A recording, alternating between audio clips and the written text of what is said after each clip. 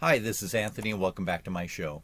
I want to go over a few stocks that I think that one should consider, as well as some that people should avoid. Again, just because I think you should consider them, what I mean is consider doing more research to see what is appropriate for you. I'm not making any recommendations to buy or sell any securities, only trying to prompt you into thinking about what is appropriate for your particular situation. On the last trading day of 2022, I finally bit the bullet and got rid of all my ARK funds and contributed some more money to my Roth IRA and bought some securities that I never owned. They say that a broken clock is right twice a day. That's still probably much more accuracy than Cathie Wood has had for quite a while. Now, of course, I have a variety of shares in companies that I already have money allocated into, but here are some of my recent purchases. I bought into the Dow Jones Industrial Average ETF, which is traded as DIA. Obviously, I'm happy with it. And many of my other recent purchases have gone as I believe that we may have hit the bottom, or at least be bottoming out of the bear-like market that we've been in for quite a while. Then there's the S&P 500, which has a ticker symbol of SPY.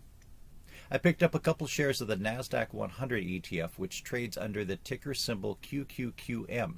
It does the same thing as the triple Q, but is a lower priced version and has slightly lower expenses.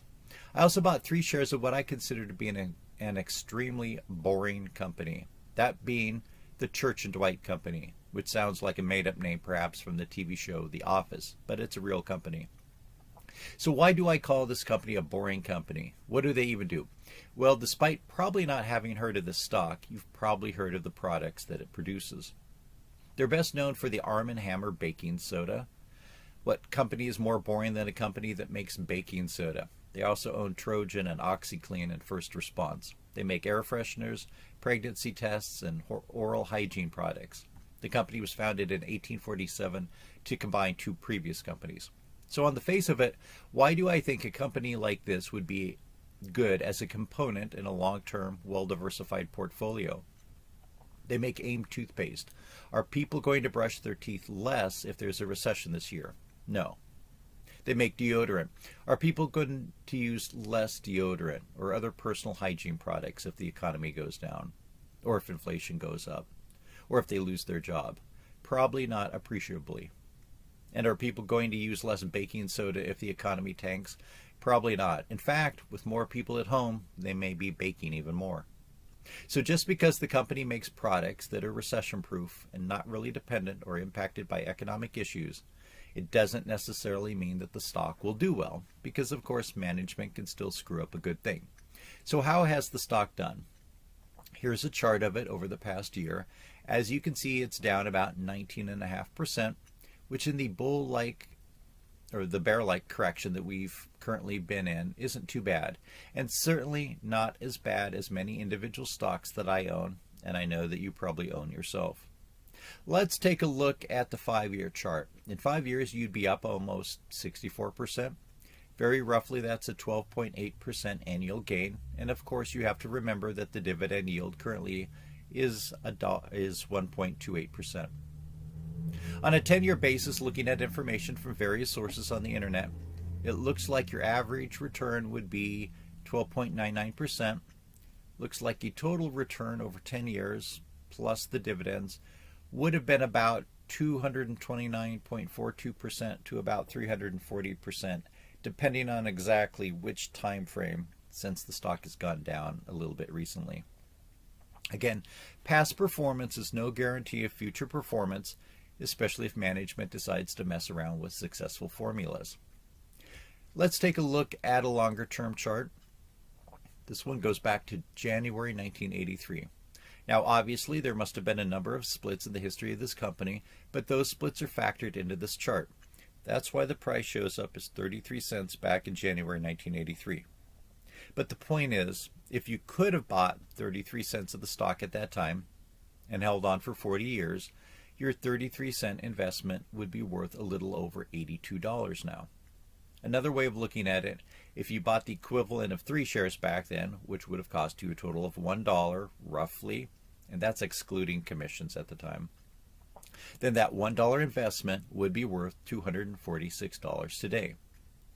And you have would have made dividends along the way, which are not factored into the market price. And by the way, over 40 years, that would have been over a 24,754% return. And here's the 10-year chart that shows the relation in growth between Church & Dwight and the Dow Jones Industrial Average.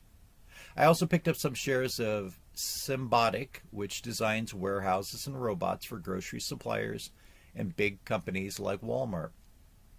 Let's look at a couple companies that I've made many videos about, in which I strongly warn my viewers that these may not be good long-term holds. Here's Arcimoto, stock symbol FUV. They recently had a 20-for-1 reverse split. It really hasn't helped the stock price because it continues sliding down. MULN Automotive, another one that is popular during the EV stock surge of 2021 at least. It recently faced a short squeeze which made it bounce up a bit, but it is perhaps one of the worst stocks currently traded on the NASDAQ. Nano Dimension, an Israeli high-tech company that just is not doing well. The CEO tried to take it over after one of their big shareholders tried to take it over recently. They're sitting on a lot of cash due to a secondary share offering, but they do not make money from the products that they sell, and that cash is going to cause them to be a takeover target possibly, though that probably would not be likely to be successful. Also, just because they're a takeover target doesn't mean that the price is going to bounce up much and you're going to make money. I suspect that many people holding on to the security bought at far higher prices, and even if the price went up a bit and you were forced to sell out in a takeover, you probably would still lose money. Nanotechnology and high-tech may be the future. There may be money to be made in it, but probably not by holding the security. So am I recommending this or any of the other things that I've talked about? No, not at all, because I'm not a financial advisor and this is not financial advice, just entertainment on YouTube. So I don't recommend people buying or selling anything. I do recommend that people educate themselves and do their own research for multiple sources of good information, not just listening to what you happen to find on the internet or especially YouTube. I do a lot of videos on penny stocks, and while you can make good money on some of those returns when the markets are going up with certain penny stocks, usually they are in the beaten down range for a reason. For every Amazon that gets beaten down to $6 a share after the internet bubble collapses, there are 1,000 high-tech companies that went bankrupt and their shares went to zero. And so while I don't even like to recommend that people sell their penny stocks that they have, I strongly encourage them to consider that they take a course of action before prices go down even further.